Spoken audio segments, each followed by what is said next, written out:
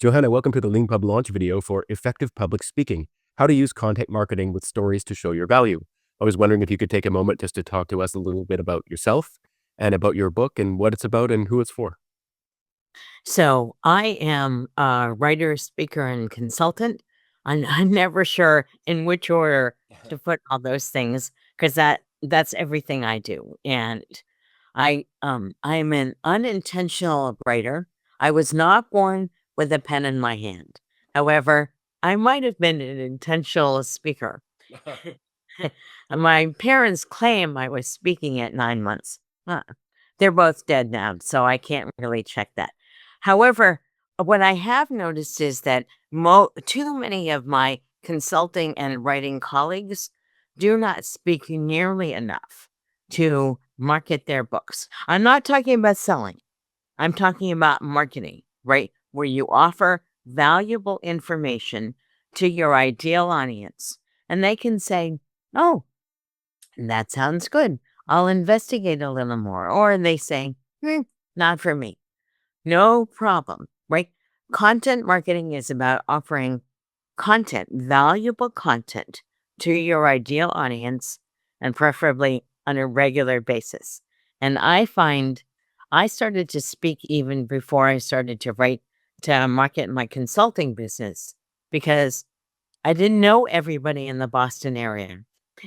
And I really wanted to work here because I had two small children and I didn't really want to travel. So I found content marketing through speaking a really useful way to market my business.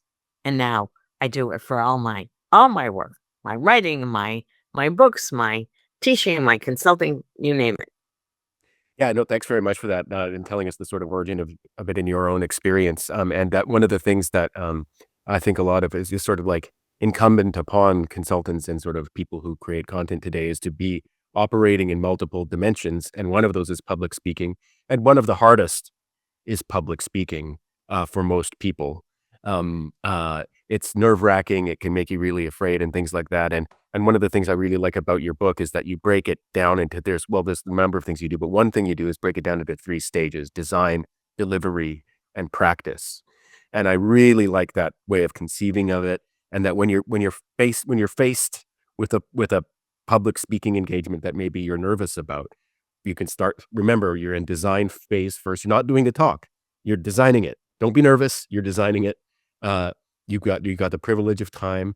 Then there's the delivery, but there's also the practice. And that one reason that struck me is because I've always been an enemy of practice. I've always wanted to be able to do things right the first time for some reason, and that does not translate well into public speaking. So, what do you recommend for the practice stage? So I always recommend to do it twice. Mm. And the shorter the presentation, the more often I have to do it. So lightning talks, bachachkas, anything that's really 15 minutes or less, I need to practice more because I am really good at ad-libbing Mhm. and that expands the time. Yeah, no, that's not what we want. So, and I often find that I discover more stories as I practice. And then I have the oh so difficult problem of which story do I want to tell when? Because Right. people they learn through stories. I can give them data all the time. Yeah. I got the data. They don't want that. They want the stories. Yeah, that's really interesting thing.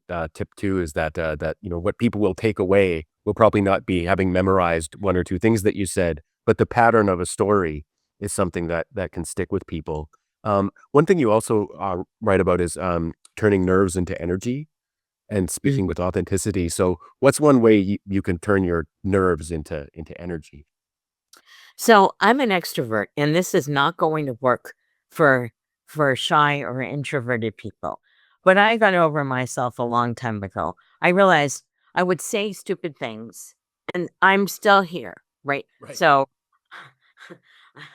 I don't try and turn off that extroverted part of me, but I try and focus it, and that's where I use the what, so what, and now what, especially to meet people in advance of when I'm speaking. What brought them here? What do they think they might learn? That's the so what. And then what's one thing they want to walk away with? That's the now what. And notice I'm focusing on them when I meet them. I'm going to have a chance to talk in a few minutes, right? When everybody is sitting down, I'm up at the front of the room, or I have the microphone on a virtual presentation. But I really try and focus on my audience when I first start to meet them, and I find that is a really good way for me to get rid of any of my nerves and my fears and my or and actually to channel my general excitement. And when you're when someone's practicing speaking, do you th I mean, I've heard various things, like, you should be wearing what you're gonna wear when you give the talk. Or is there things like that? Like, do you belie like, for this is another example of that is, like, from exam taking. If you're preparing for an exam, people sometimes recommend you should put yourself in an environment like the one you're gonna be doing the exam in. Is that true for public speaking as well? Should people, like, don't practice sitting down in your T-shirt, practice standing up, you know, as though there were a crowd in front of you, dressed like you're gonna be dressed, things like that? Well, I have to admit I always practice sitting down. Okay. But I often practice in the clothing I'm going to wear. Because Oh, if I'm going to do this with my arms, which I tend to do, um, then I really want to make sure that what I'm wearing allows me to do that. And then when I relax again, my shirt still looks fine. Right. So, and if you're wearing new shoes, I always recommend against new shoes when you're going to be somewhere in person. Wear those old shoes that are broken in, or break them in advance. Because I have always worn comfortable shoes because I have never been a high heel person, just never. So I think that it's it's very tempting to dress up in whatever you think will help you feel good and might be brand new, but I always recommend you actually either wear the stuff in advance. Make sure it all snaps together and buttons up and zips up and all that other stuff. And that you will be comfortable wearing it.